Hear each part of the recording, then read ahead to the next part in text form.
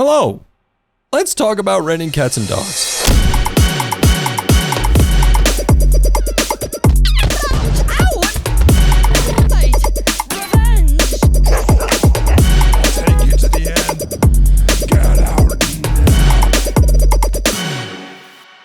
If you don't know about raining cats and dogs, trust me, you will want to know about raining cats and dogs. Why? Because this game will make content creators rage harder than Instagram influencers realizing their careers are over. Oh no way, dude! And make sure to wait till the end of the video for 2 great announcements that I think you will absolutely love. And if you don't know about raining cats and dogs, that means you probably don't know what I do. I take an idiom like break a leg or beat around the bush, and I turn them into a literal game while making the top comments on YouTube Shorts in addition to the game. So for example, in Break a Leg, which is free on Steam, you spawn on top of a building, you walk off, you break your leg, and once you do that, you win. There's no point in playing the rest of the game. Or you can keep playing and feed uranium to a baby. Who wants some uranium? Break a Leg is my personal favorite game so far, but I want Raining Cats and Dogs to absolutely demolish the other 2. And so I'm gonna tell you my plan on how I'm gonna achieve that. When I first started making Raining Cats and Dogs, I had the idea of making this game kind of like Mirror's Edge, where it's a parkour game and there's raining cats and dogs always falling, but I found there was a big issue with me making a Mirror's Edge type of game. I've never played Mirror's Edge, and that's fine, but I tried implementing some of the movement anyways, and when push came to shove, I actually had a better idea. To show you the plan first, I actually really want to tell you a goal that I've had for a really long time now. Let's bring it back a little bit.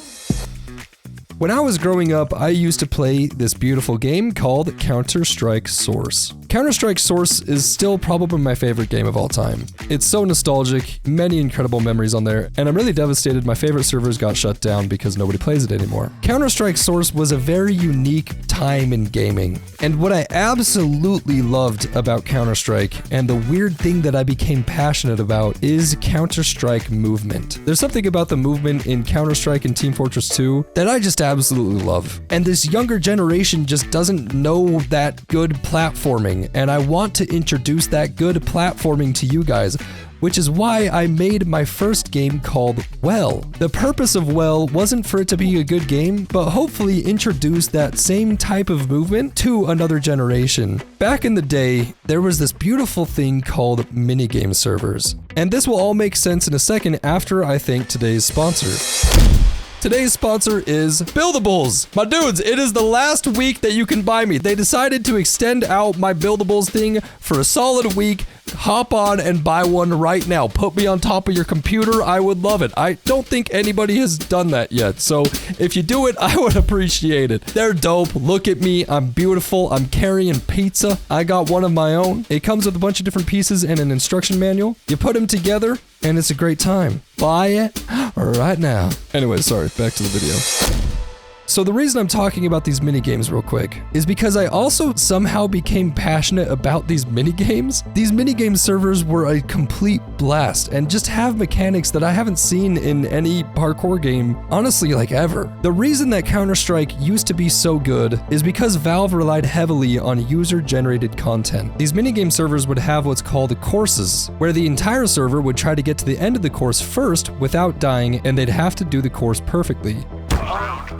I want to take a lot of the mechanics from those courses and just give you a little taste of those fun mechanics that I experienced at a young age. You might say, Jeff, you are stealing their ideas. You must understand that a lot of these mechanics that I'm going to be taking were reused over and over and over again in a bunch of different maps. But just nobody makes these simple mechanics in any of these games these days, and that's what I want to do. So I'm taking a lot of my inspiration for Raining Cats and Dogs from some of these maps on these minigame servers. The plan. It will not be multiplayer because of the YouTube comments, and instead of making it so you have to have a perfect run, we're gonna have an HP system, and you just can't take a lot of damage, and it'll be like Only Up, where you can always fall back to the beginning.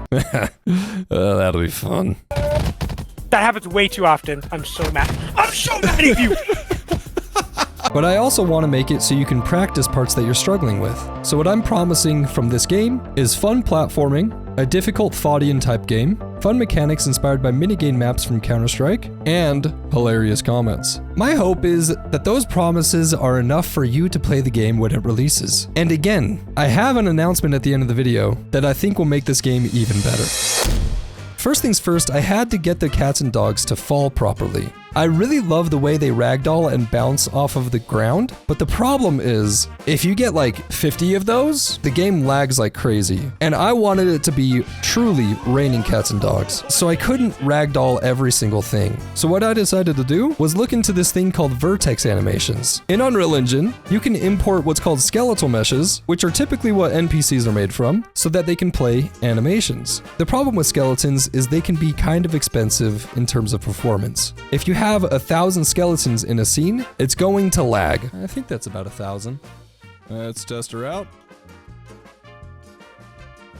Huh. But if you have 1,000 static meshes, your PC will run just fine. So I created a couple new animations out of these cats and dogs, just really simple, and I converted them to what's called a vertex animation, which plays an animation on a static mesh through a material. But after I got the raining cats and dogs working, I wanted some clean movement, so I adjusted a lot of the movement components to feel floaty. The problem with my game is that people that don't play Counter-Strike don't like Counter-Strike movement. So I want this game instead to have a lot easier movement that you feel like you have control of. I gave it a lot of air control, feels nice and light. There's crouch jumping in the game, and just because I didn't want WASD spacebar, we added a simple little dash mechanic.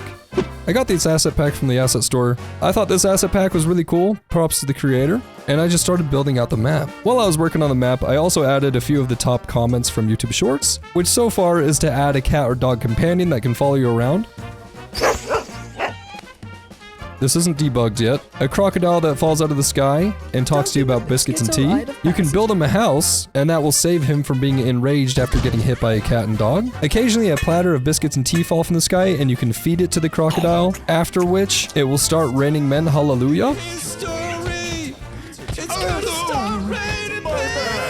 You might be able to eat the biscuits and quote the entire script of Monty Python and the Holy Grail, but there are copyright issues with that. And the one I'm working on right now is occasionally a car will fall from the sky and take you to the end of the map at the cost of a ridiculously long cutscene. And I'm really excited about that comment because I'm really sick of the crocodile comments. I want this game to have a lot more stuff. So anyways, now that I had the movement all figured out, I need the environment to feel a little more controlling so these cliffs and stuff aren't really going to work out. I kind of wanted the platforming to feel controlled, so I got this asset pack here and made it kind of look like a fun house. So most of the platforming will be done through this, but I think the visuals will change as you get higher. And I thought it was about time to add the minigame mechanics from Counter-Strike. I got timing platforms where you have to time your jump perfectly, swinging hammers, and even bunny hopping platforms. If you don't know what bunny hopping is, it's just where you have to jump over and over. In real bunny hopping, you get a lot more speed as you go on, but in this game, I don't want you to do that because I'm worried that people will think it's too hard. Thus the reason I added the dashes. Oh, but Jeff, I love bunny hopping, Jeff. Then play well. I made it for a reason. Something else that I've added was this mechanic where you have to follow a path carved into the ceiling, and if you don't follow it, it stings you. I think that having obstacles like this will be really fun because I'm sure at some point you're going to get stung and hit by cats and dogs, and your goal is to be alive at the end of the game. Now, I don't want this game to be too hard, so something else that I'm definitely going to implement is a practice mode, where if you can't get a certain part down, you can try it over and over and over again until you get it down, and you can progress. That's about all that I've added to the game so far, and so you're up to date. Now it's time for the 2 announcements. The first announcement is I will be adding 100 comments to this game. I had a poll, and you guys made it very clear that you want 100 comments, and so I am doing it, which I think will make this game very fun. I'll be adding the top comment to every YouTube short that I make about this, but I'm not going to make 100 YouTube shorts for this game. I will be picking and choosing some of my favorite comments and throwing them in, and also just some random comments. Along with inside of the game itself, because it will have a screenshot of the comment in each edition, like displayed above, but you will be able to toggle it on and off in the final game. And the second announcement is coming after I tell you to wishlist the game right frickin' now. Wishlist it in the description. We're trying to make more games all the time. I want to be making games day and night for you. And you want to play them. You watched through this whole video. You do want to play this game. And if you want more games, just click the button. Log into Steam. It's going to say you're not logged in. Just log in and wishlist it. It helps a ton. Sorry, I lost my temper there for a second. I shouldn't have done that. You deserve better. I'm gonna make it up to you. I'll make it up to you by the second announcement, which, come here. Come a little closer. Do you want to play the game? Do you want to play test the game? Well, the second announcement is You can! You can do one of two things. I stream game dev on a second channel called JustJeff Dev, and if I'm live and you hop in there and ask me for a key, I will give you a key. Or you can hop into the Discord and ask for a key. If we get bombarded with key requests, it's gonna be a little bit harder and I would recommend just joining the stream. But if I give you a key, I ask of one thing in return, and that is to give me your genuine feedback on the game. Just tell me if it's good or bad. That's the video. Thank you so much for watching. Goodbye!